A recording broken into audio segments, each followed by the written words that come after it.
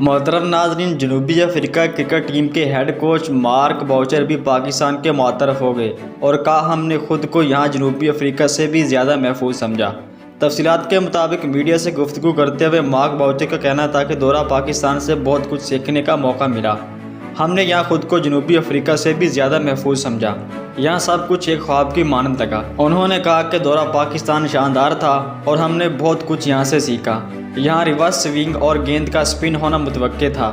محمد رضوان نے دونوں فارمیٹ میں بہتر کھیل پیش کیا۔ قومی کرکٹ ٹیم کے کپتان بابر اعظم کا کہنا تھا کہ لڑکوں کو جنوبی افریقہ کے خلاف صرف بے خوف کرکٹ کھیلنے کی ہدایت کی تھی۔ بے خوف کرکٹ کھیلیں تو کئی اتار چڑھاؤ آتے ہیں۔ انہوں نے کہا کہ لڑکوں کو بتا دیا تھا کہ گھبرانا نہیں ہے۔ محمد رضوان نے شاندار کارکردگی کا مظاہرہ کیا۔ انہوں نے ثابت کیا کہ اچھی پرفارم کا تسلسل کیسے برقرار رکھا جاتا ہے۔ انجری سے واپس آتے انٹرنیشنل کرکٹ کھیلنا آسان نہیں ہوتا۔